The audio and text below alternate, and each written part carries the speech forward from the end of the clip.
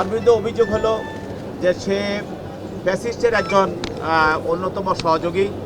গত 15 বছর যারা এই ফ্যাসিস্ট হাসিনাকে সহযোগিতা করেছে তাদের অভিনয়ের মাধ্যমে, নায়ক গানের মাধ্যমে এবং বিভিন্নভাবে ফ্যাসিজম চালিয়ে যাওয়ার জন্য তারা সহযোগিতা করেছে, তার মধ্যে সে একজন অন্যতম।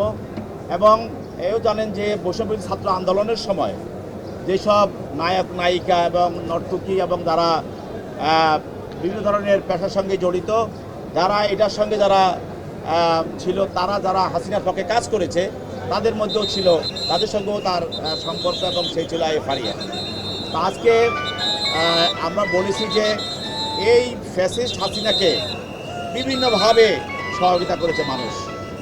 কেউ তার বক্তব্য দ্বারা সহায়তা করেছে, কেউ তার গান দ্বারা সহায়তা করেছে, কেউ তার অভিনয় দ্বারা সহযোগিতা করেছে, কেউ তার ফুটবল খেলা দিয়ে সহযোগিতা করেছে, কেউ তার ক্রিকেট খেলা দিয়েও সহযোগিতা করেছে। এবং বিভিন্ন পেশায় যারা আছে তারা অনেকে বিভিন্নভাবে এই ফ্যাসিজম রক্ষা করার জন্য কাজ করে। আমরা আদালতে বলেছি যে উনি একটি বাংলাদেশের স্বনামধন্য নায়িকা, উনি দেশে এবং বিদেশে শি ইজ ফেমাস, এবং তার সাথে কোনো রাজনৈতিক দলের কোনো সম্পৃক্ততা বা সদস্য উনি ছিলেন না, এবং এই ঘটনার সাথে তার কোনো সংযুক্ততা এই ঘটনার সাথে তার কোনো সম্পৃক্ততা নেই, উনি দেশেই ছিলেন না, এবং কোনো তথ্য প্রমাণ বা কিছু এবং পুলিশ করতে পারেনি। এই যে জুলাইয়ের যে আপরাইজিং ছিল তার আগে 9 একসাথেই তো 9 জুলাই থেকে